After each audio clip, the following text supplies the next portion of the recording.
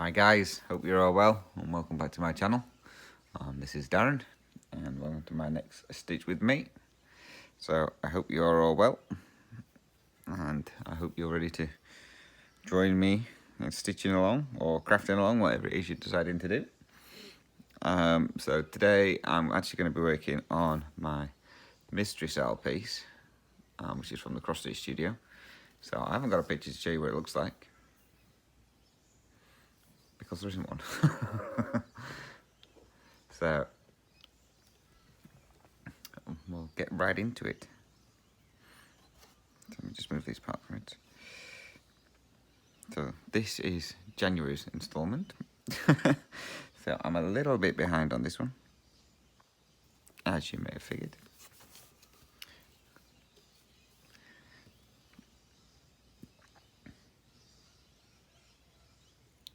So you will notice I put a few more pictures in of the cats at the start. A couple of people asked for more cat pictures. So took a couple.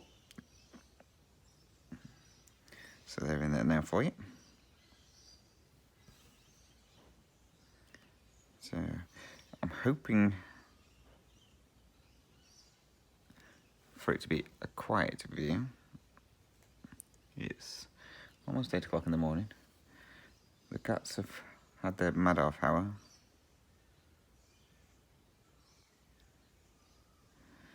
And everybody else seems to be asleep. But I have a funny as far as I'm aware, we shouldn't have to worry about next door neighbour. They cut their grass yesterday. Which I knew it was going to happen because the rain had stopped.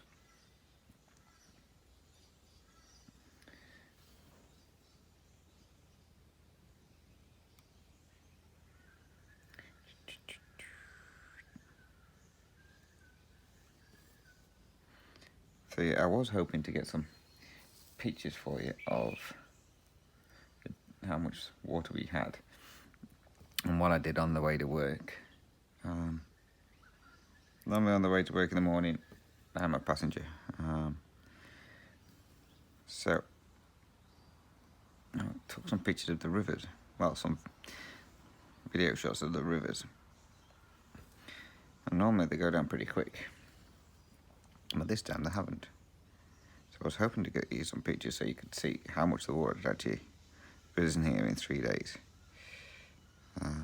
So what I probably will do is try and get some of those pictures this week when I go to work, because they should have subsided a fair bit by Monday, since we've had no more rain. So I should be able to get you some pictures of what the river levels normally look like compared to what they were like. So I'll get you those next week.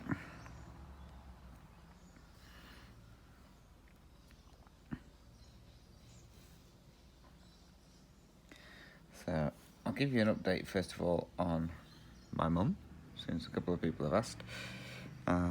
So she's doing okay. She, as you know, she had a dog put down the other week, so she was a bit upset with regards to that. But the carers, bless them, they sent her favourite carers out to her on that day, which I didn't think they would. And my mum has one that comes, if she really likes, she gets on with her all the time. And she'd not long since lost her cat, I think my mum said. So they were both crying. And the carer was giving her plenty of hugs, so, and bless him. But her other dog is now missing the other dog. So what she does now is sleep, eat, and chase the cats. That's what my mum said. So, whereas before they used to like copy each other. One would start barking, then another one would start barking. So the other one would continue barking because the other one was barking. So it's nice and quiet now at Mum's, apparently, because she doesn't bark very often. So she's had the physio out again, and they've given her some exercises for her bad arm to try and strengthen it up. Now, from what I understand, one of my mum's fingers, I think she said it's a thumb, keeps digging into her hand because of how the muscle is. So they're giving her some exercises to sort that out. And when I spoke to her yesterday, she said that it's actually working. She's noticed that her left arm is getting a bit stronger. Even the carers have noticed that because they obviously hold her hand when they're walking around with her so that she doesn't fall over. And they've said that they've noticed that her hand's a lot stronger than what it used to be. So that's a good sign. Whether she gets any use of her arm back or not, I don't know.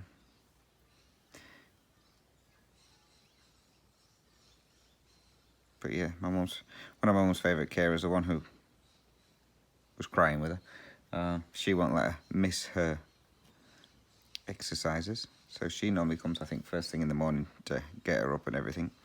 She makes sure she does all her exercises before she even has a breakfast. So first thing in the morning, she has to do her exercises. So, but other than that, she's doing good. Her memory's still a little bit foggy. She does forget. She's forgetting a fair bit of stuff.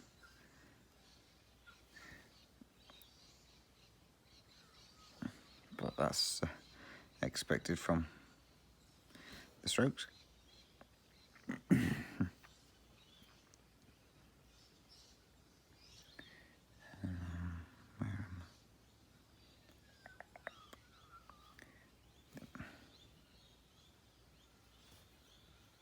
So you will notice I'm going to be going all over the place on this one today because it's very confetti heavy. I wouldn't say it's really confetti heavy, but there is a lot of confetti in this one. And a lot of it is all similar colours, so the pale colours. So I have a couple of questions as well from you guys. You seem to be enjoying the Q&As, so that's good. So I'll go through these questions in just 2 seconds.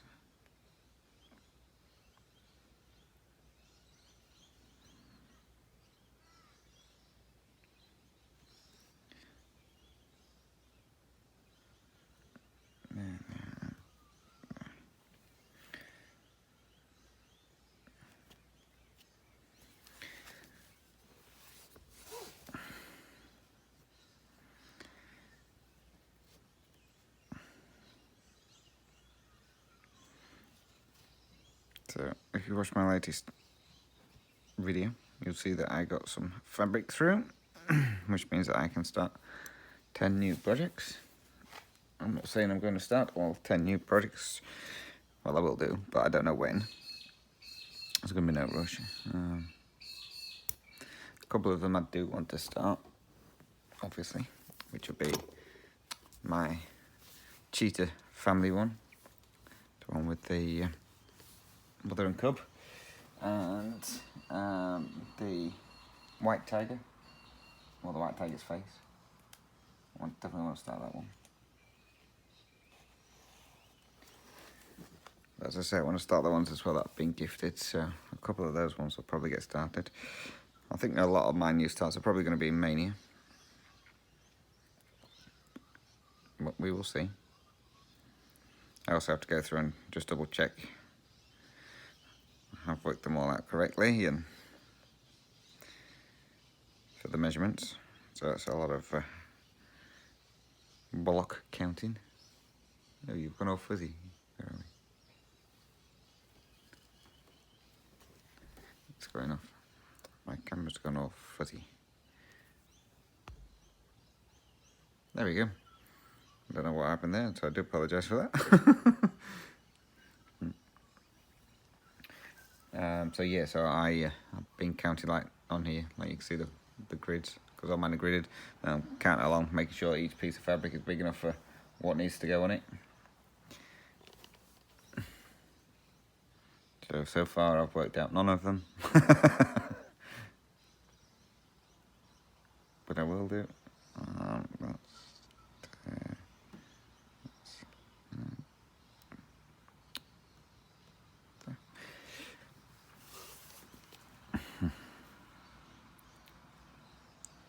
So yes, there's so much on this one for keeping up with it.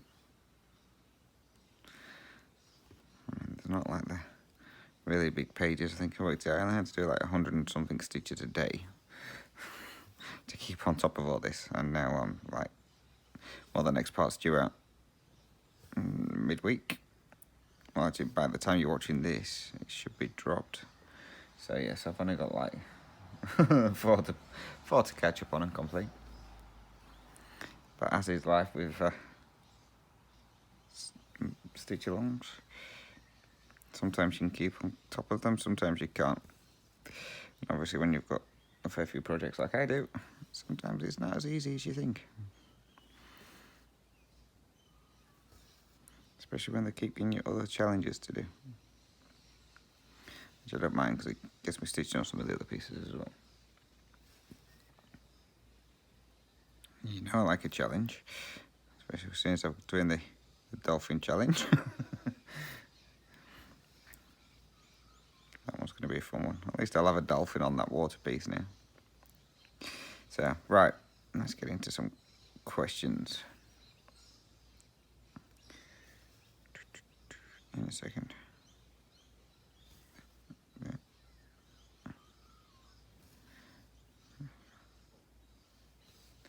To get this block done so then I know at least where I'm up to. There we go. Right, so the first one is from Renee. It says, you do different types of stitching, a full cross over 1 or 2 tent stitches. How do you decide what type of stitch you'll use when you start a project? I think I've answered this one before, but I'm not 100% if it was this question. So basically, if I want a piece to go quickly, I will do it tent stitch. If I'm not in a rush for it, I will do it full cross. If it's a piece that I really like, and I want it to make sure that it's accurate, then I will do it full cross. I want to make sure that all the details there, if you like. So I will do it full cross on that one. So like my underwater dolphin piece, that one's full cross. And my supersized tiger family, that one's all full cross. Mind you, supersized tiger one was full cross because I hadn't discovered tent stitch then. I do like the tent stitch for the speed, because you can get a lot more done in a short period of time.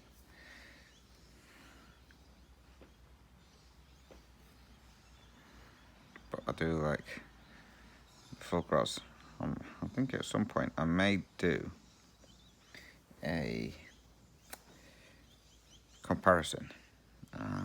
So maybe stitch a section of one chart full cross and then stitch it again in 10 stitch, just to see if there is actually any significant detail loss, if you like. Because I don't think I've seen anyone actually do that yet. So I may do that just as a comparison, so then you can say, well, it was done, and you can tell the difference, if there is a difference to tell.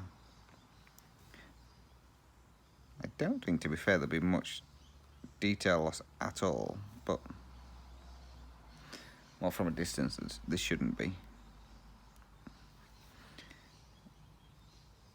up close, obviously you'll be able to tell the difference, well, depending on the size fabric you're stitching on.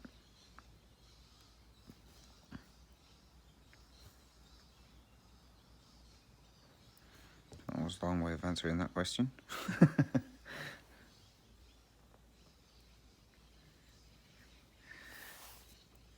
Right, next one.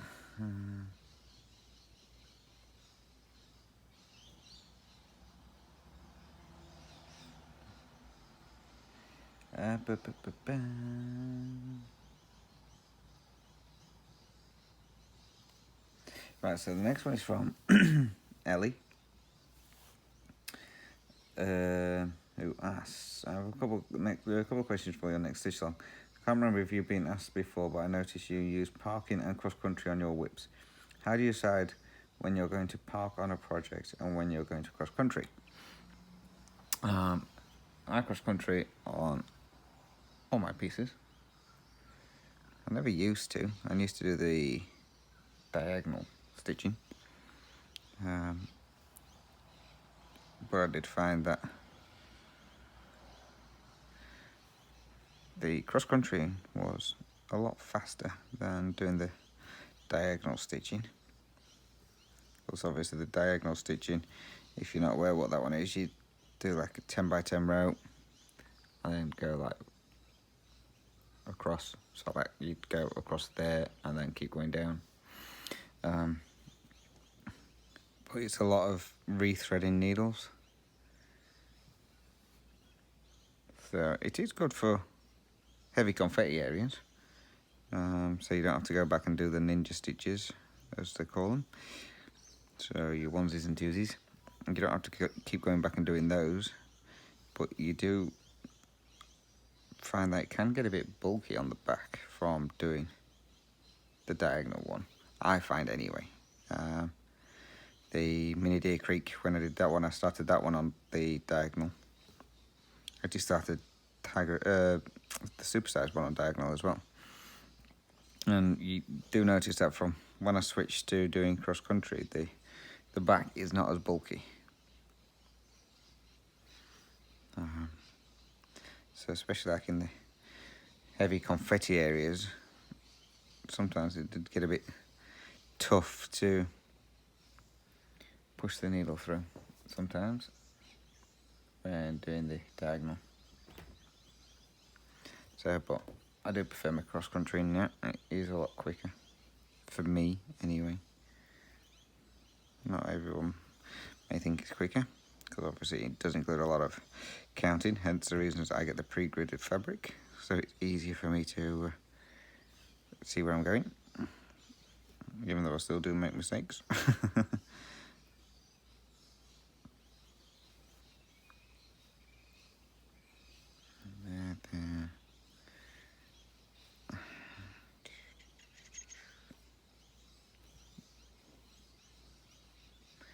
Oop, wrong one.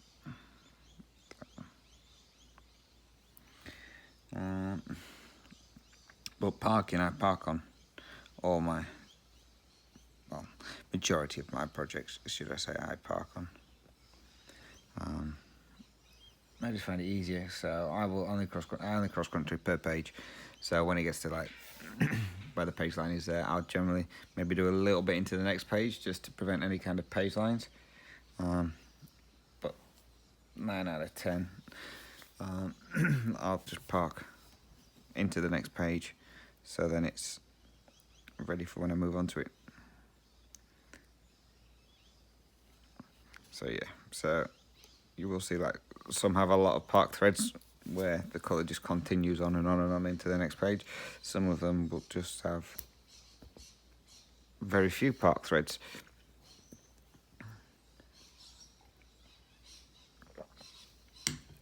Excuse me while I just take a drink. But yeah, I don't mind the parking at all. I find it quite easy. I know some people it takes a bit to get the heads round, and it did with me originally. When I first started parking, I was parking them in the wrong spots and everything, but you soon get the hang of it. And it does become becomes second nature, really. I suppose it's just like threading your needle. You get used to a way of doing it, and it just stays out that way.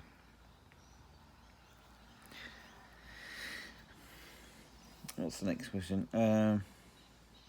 Also, how do you organise your floss? Do you bobinate, bag floss, ring? Do you bobinate, bags, floss rings, etc.? With a big project like your Tiger family, do you kit it up with all 240 DMCs, or do you just kit up a page at a time?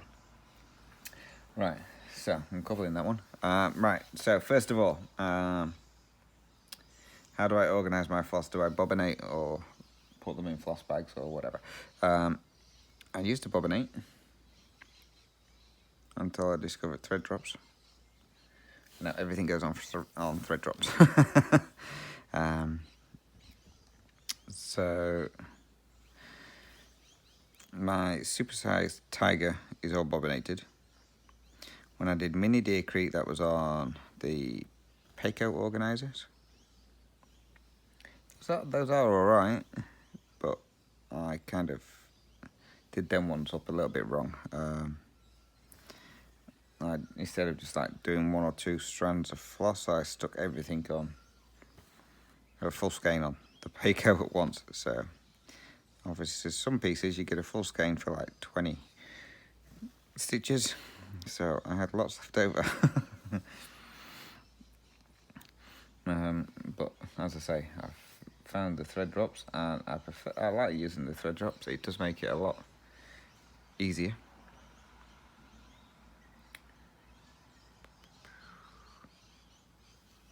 For me, anyway. I've never used the floss bags. I don't see the... I was going to say, I don't really see the point in the floss bags, but I see the point in the floss bags. I just don't see why you'd stick the floss in a bag. Especially over here, well, over here anyway, in Australia, because everything is so hot and humid. I'm assuming the threaded just sweat, so I don't use those.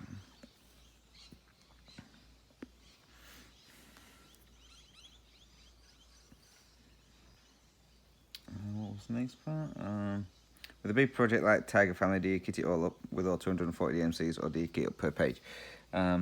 With the Tiger Family, I kitted that all up in one go.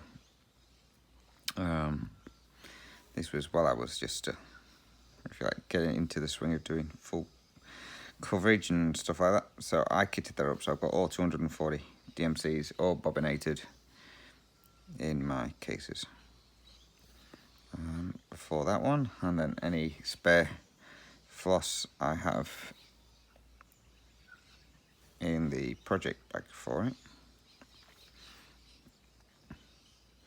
But at the time, I just went by how it said on the charts, which was for doing 25 count 2/1.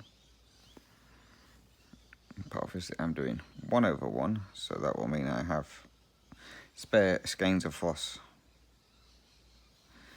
there. Got myself in a knot. So yeah, I have spare skeins of floss for a couple of the colours. But I'm not taking them out of the kit until I've finished it, because knowing my luck, I'll take it out and then I'll need it, and then obviously, as you know, with the batches, sometimes the colours don't match up.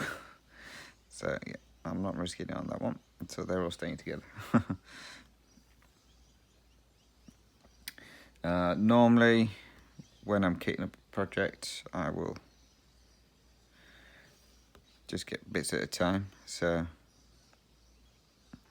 I'll just go through, and when I'm placing an order or whatever, I'll go through and just pick certain colours and order those in, and then put those in with the kits,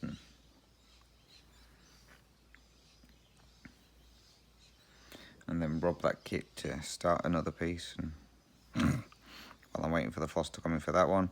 So hence the reason why I bought the full DMC kit set, just so I can actually just get on and start projects while I'm waiting for the floss to arrive.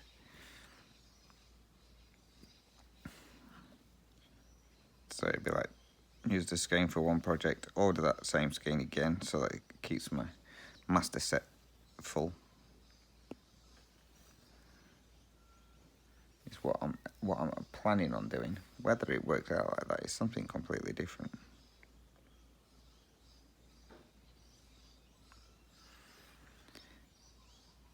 But that's what I intend to do. Oops, I've just put that one in the wrong spot.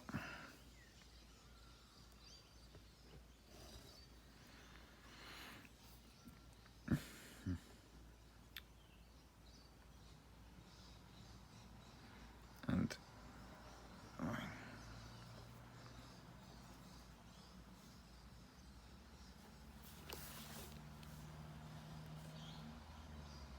to be in that one. There's one better.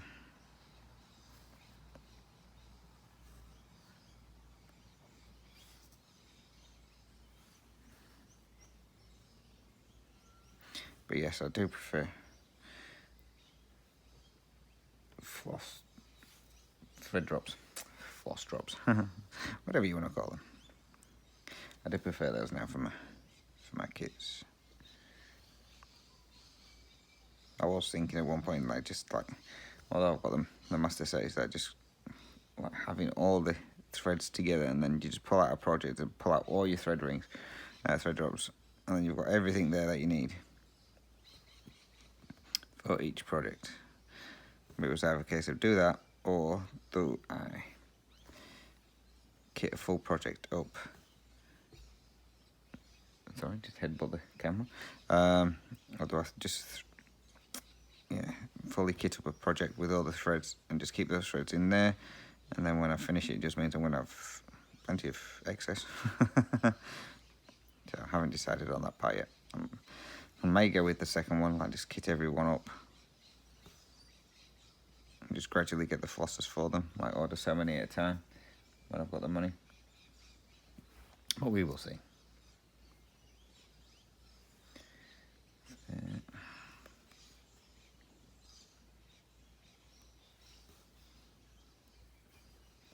Right, have we got another question?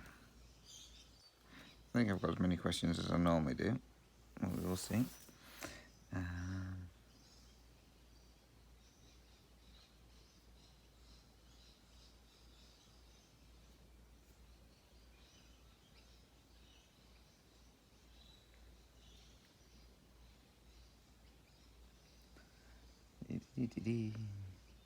So anything when you store your, take screenshots of the questions you're being asked on your phone, and then you take pictures in between, and then you want to try and find them.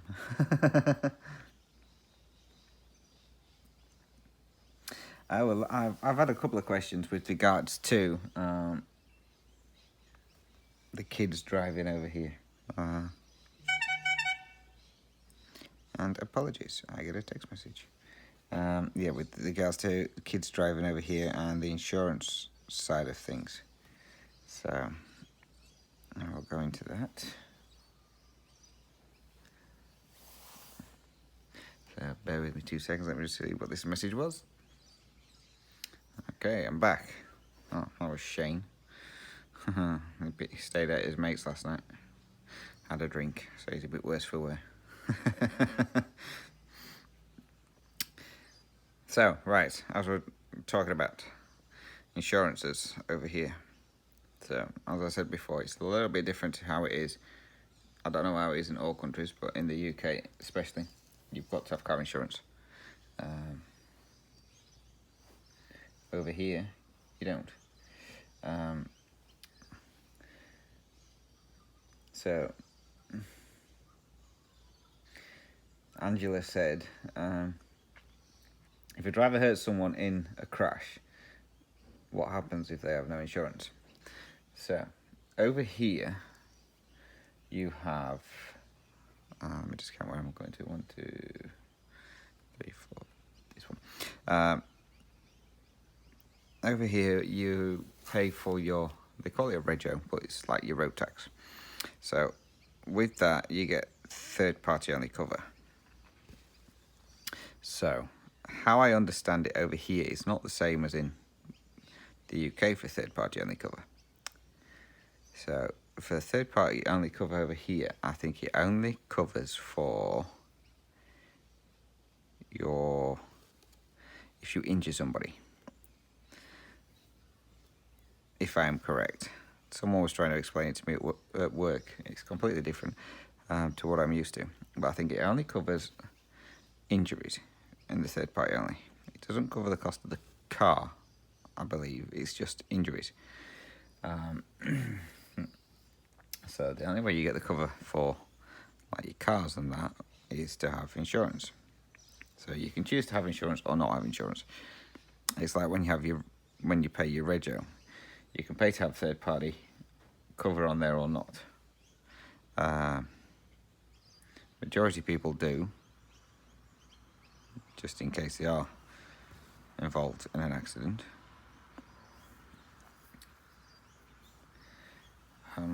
But yeah, a lot of people don't have insurance on their cars. What a fair few people do is if they smash their cars or are in an accident, they will just take the plates off their car and walk away. So over here it's a bit different. In the UK, you have a set number of plates that stay on the car. So whether you sell the car or not, the plates stay with it. Over here,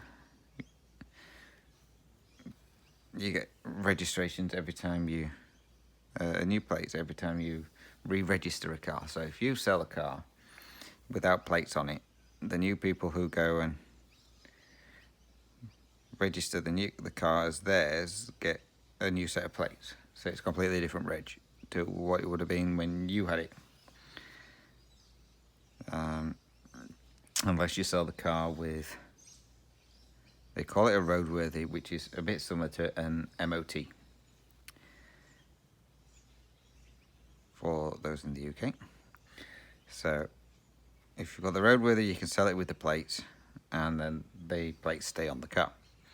If you don't have a roadworthy, then you take the plates off the car and you take them back to the transport place, and then they will refund you any money for registration and stuff like that, and then it takes the car straight out of your name. So it's really strange. But a lot of people over here, because you don't have to have an MOT yearly over here in Queensland anyway. I think you do in New South Wales and stuff like that. Because you don't have to have an MOT to say that the car is actually roadworthy. A lot of people will drive around in really old cars, and there's more rust than there is car.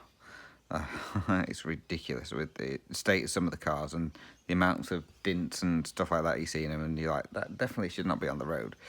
And driving around with like half the windscreen smashed. So what a lot of people will do when they've had enough with the car or decide to smash the car, they just take the plates off and leave the car where it is and walk away, because there's no way of tracing who the owner of the car is. So they would just take the plates off and walk away, and then the cops are then notified that there's an abandoned car on the side of the road or something like that, and they will come and arrange to take it away eventually. There was one near one of the sets of roadworks that was going off here, and that car was there for about a month before the cops took it away. They put tape on it to say that the police are aware, but it takes them a long time to then get a tow truck and get it removed.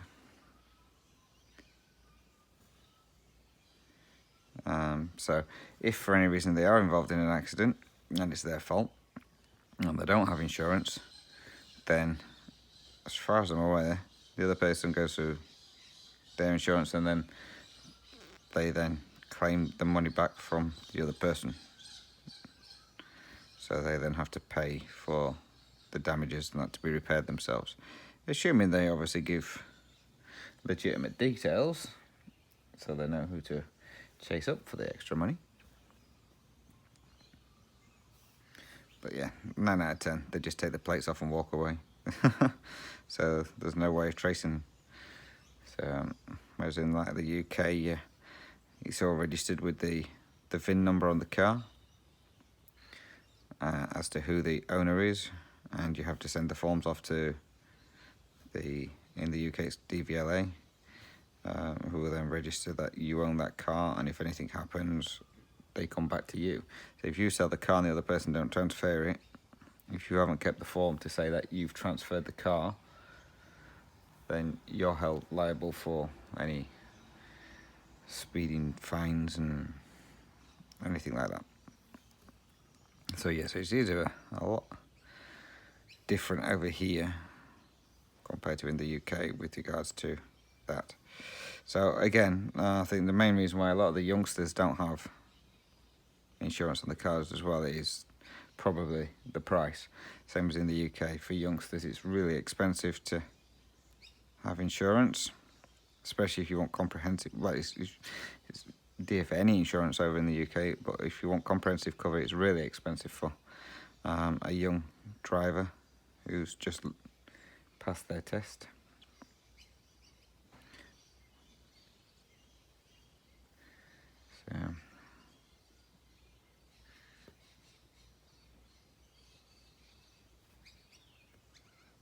So yeah, it is a bit different in case of like getting used to how things work over here compared to over in the UK. But again, I gotta say, even with age on your side over here, I think insurance still is pretty high.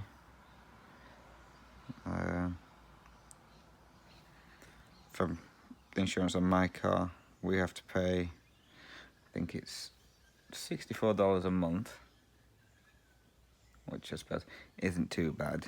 If you convert that into UK money, that's about £32 a month, so it's not too bad. But with that one, with the one we're with anyway, we kind of got a bit duped. You don't get any like windscreen cover. You get breakdown cover. You get that with it, but you get no windscreen cover. You get you don't get a courtesy car if you're involved in an accident and it wasn't your fault, or if your car needs going for repair, you don't get a courtesy car. So yeah, but with us, Shane was sorting the insurance out, and you know what it's like when you if you go on a comparison site, they ring you, even though you've only just finished doing the quote, they ring you to try and get you to buy it. Well, Shane's one of these people who'll just go ahead and buy it. He won't say, nah, I've sorted it out with somebody else, or I'm still looking. He will go ahead and buy it. So when he was sorting out this one, I found one and it had all the windscreen cover and everything in it, and it was $64 a month. But Shane was dealing with these people, and it was $64 a month, and because they asked how much we'd seen our cheapest quote for, so they agreed to match it. And it weren't until afterwards when I found out that they didn't have any windscreen cover and all that lot on it. I was like, seriously? So I could have paid the same amount of price to get a full cover with everything included. And you went for that one because she doesn't know how to say no.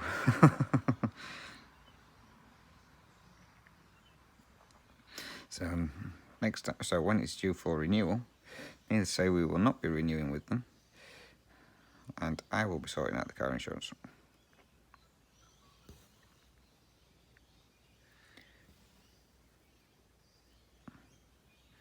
I'm not leaving it up to Shane again. So that answers that question with regards to insurance. So yeah, it's really strange over here how it all works.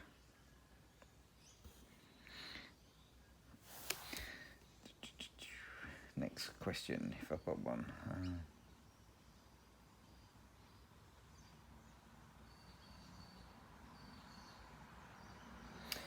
So the next one's from Sarah, who asked, with regards to my work, do you work with cut lumber or whole logs and cut them down?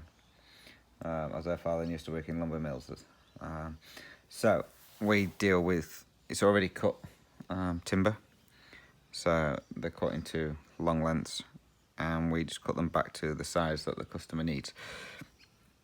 So the biggest ones we get come through, I think, are 6 meter lengths, and then we just cut them down into whatever size they need. So they choose the grade that they want, we get that grade in and then cut it down to make them into the pack sizes that they need. So we do some for Bunnings, which is a DIY store, so we do some for them when they need it. It's not very often we do theirs. A lot of ones we do at the moment are for pallets stuff, for a big pallet company over here. We've been doing them for a long time now, and we do like fence palings as well.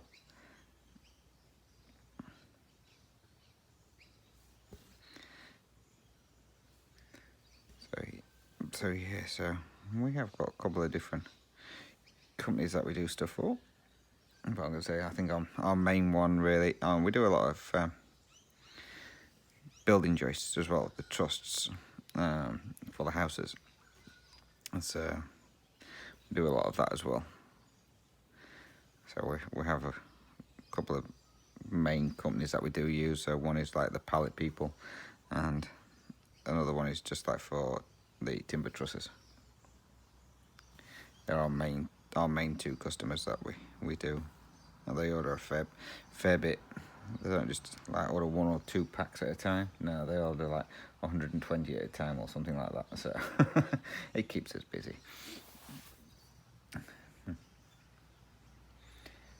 Have I got any more questions?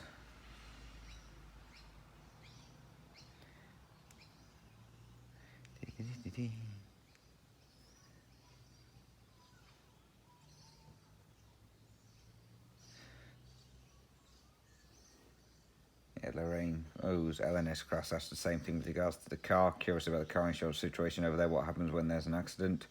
What's the process? Run. Seems to be the answer. Now,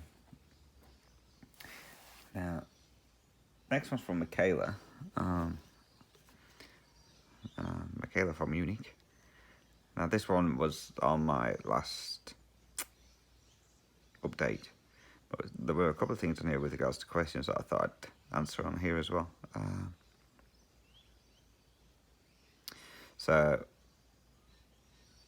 the 1/1 crosses on the Dolphin pieces, aren't the stitches tiny?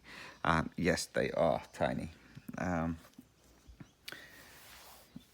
It's fun stitching them, but yes, they are really small stitches. So,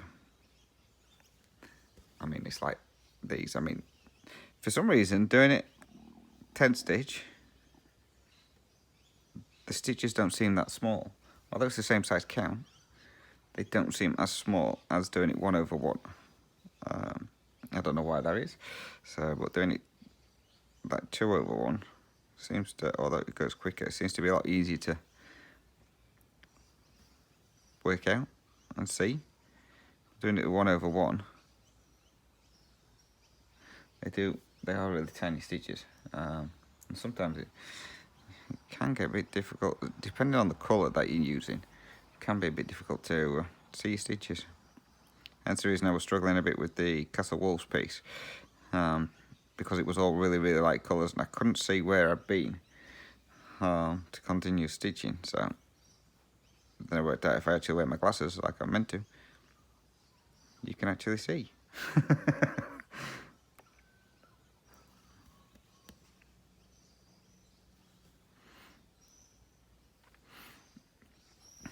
But yeah, so they are really tiny. Mind you, I suppose not as tiny as it will be if I do the Mirabilia 1/1 on the 32 count. That's going to be really tiny. How the Frosttuber, I don't know what she called. She called herself M&M. She does like 56 count, and she does them 1/1 full cross, on 56 count. Her projects are absolutely tiny. How she managed to do that is beyond me. She's a lot braver than I am.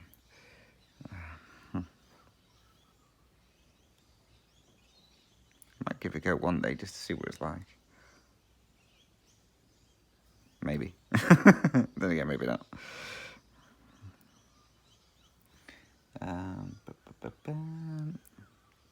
And yes, Michaela, watching YouTube, Frosttuber is a very dangerous thing. She's now wanting to start some cells.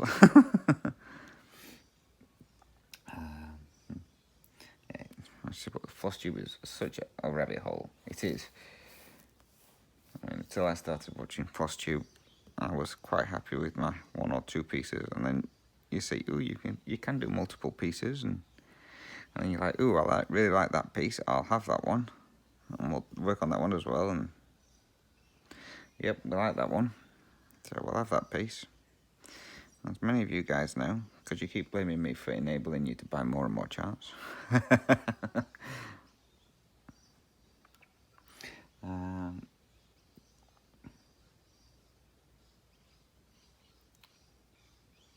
Also, as well, with regards to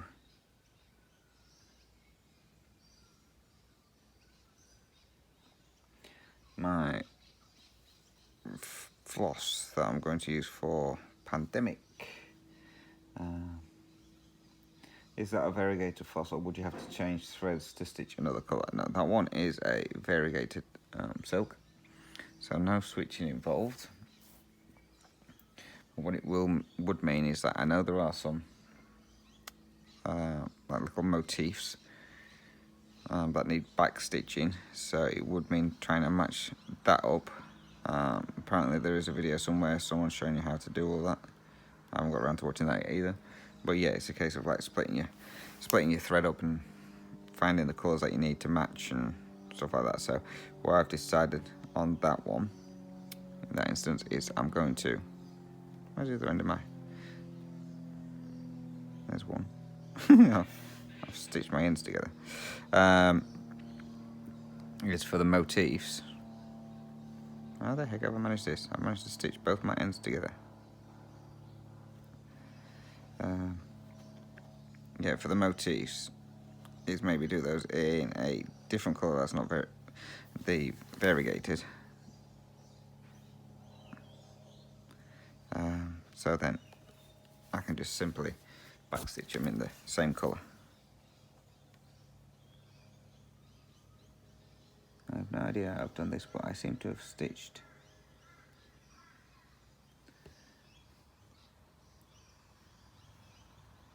my floss. So I've lost an end. It's tied in here somewhere, but I can't get it out. So while I try and figure that out, talk amongst yourselves.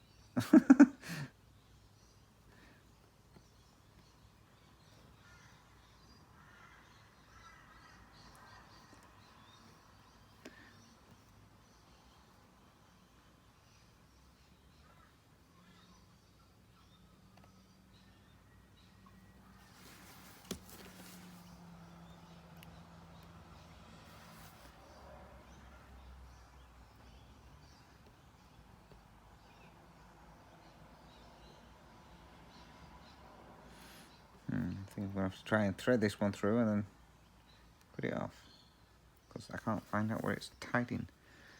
It doesn't normally happen like that, but hey, there we go. Again, the joys of cross stitch.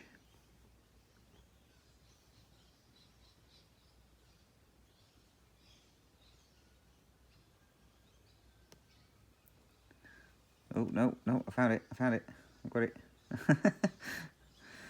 I'll still tie it in though. It's a bit tangled up now.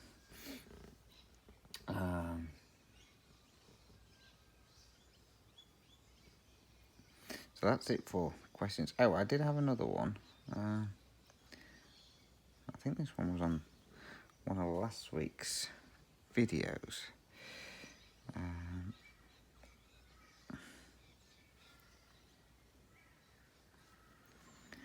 I'm trying to remember who it was who asked the question. I forgot to take a screenshot of it. I think it was something Bobinator, Ms. Bobinator or something like that. I think asking what my favourite fabric to work on is. I don't have a favourite fabric. I like all the fabrics. As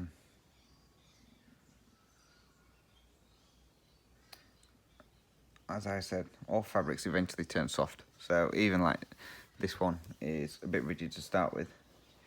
Once you've used it a bit, it goes a lot softer.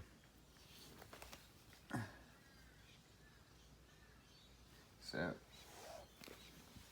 I do prefer like this type, so the even weave and stuff like that compared to the linen. The linen's alright, it's just obviously sometimes you get really thin strands of your weave and sometimes you get really fat ones.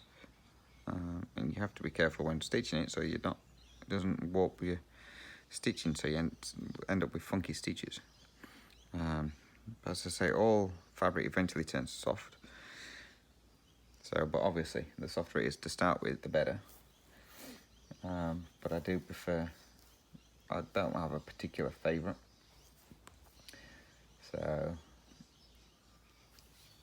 but saying that, the Lugana, I think it's the Lugana that I'm doing the Dolphin one on. That one, I must admit, I do like how that one is. That's a really nice. Don't you love it when you come to a place and you've already put the stitch in?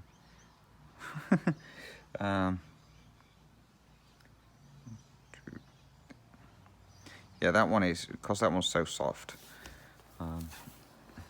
It's really nice fabric to work with, that one. That was the, I think it Monaco Lugana or something like that. I can't remember. But yeah, that one's a really nice fabric to stitch on. But yeah, I don't particularly have a favourite one, as long as I can stitch on it. And it's not impossible to stitch on, then I like it. And as like I said, all fabric goes soft eventually. I've not had one that hasn't yet. So yeah, so I don't particularly have a favourite one. Obviously, this is these are called, this is Lugana, I believe. For the easy, it's Svigar Easy Grid one. I'm pretty sure it's Lugana. I'll tell you because I've got my other kits in front of me. Yeah, Lugana. So this I like this one. This one's a decent fabric to stitch on. The Lugana stuff. But other than that, I don't have a particular favourite piece. Well, not that I've come across any yet.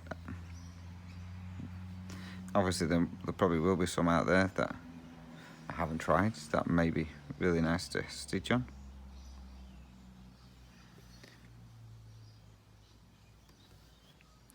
And if that's the case, when I do get around to stitching on one of them, then I might turn around and say, that's my favourite one, and I'll just stick with that. But as it is at the moment, I don't have a particular favourite.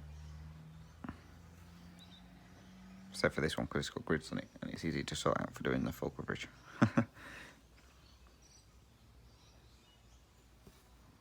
Mind you, saying that though, I don't think I'm doing too bad on the Dolphin piece. Say that one's not gridded. Well, fingers crossed I managed to count correctly to the Dolphin. I did like triple check it as I was going along just to make sure I weren't out. So fingers crossed that one's all okay. I managed that one. So, and saying that as well, though, my snowman, my enchanted snowman Christmas piece that I've started, that one's not gridded either. And as far as I'm aware, I've done alright on that one. That one's not miscounted either. Everything seems to match up, so I think I've counted right on that one. But time will tell.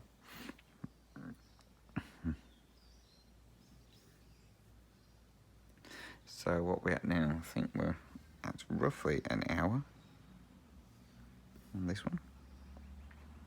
So we'll finish this string and we'll call it a day.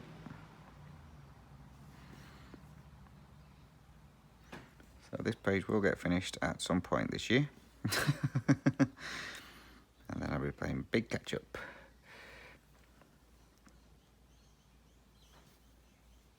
Mind you, it is Easter break this weekend coming up, so that means I will only be working 4 days this week. I'm gonna get 4 days off and then work 4 days again. So that being the case, I should get a fair bit of stitching done. Part 3, sorry about that. Shane decided to ring me again.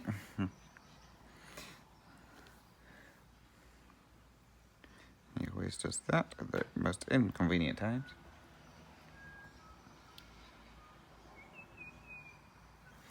So, I don't know what I was saying before, but never mind. But, right, there we go. So that will do for today's Stitch With Me, I think. So, what did we get done? 261 stitches, not bad, in round about an hour, I think, working out everything. So, as I say, 10 stitches is definitely a lot quicker than full cross. Oh, yeah, so I definitely need to get some more work done on this one at some point and try and get this page, at least this page, finished. But we'll see. So again, thank you very much for watching, guys. Again, if you've got any more questions or comments for future Stitch With Me's, then let me know.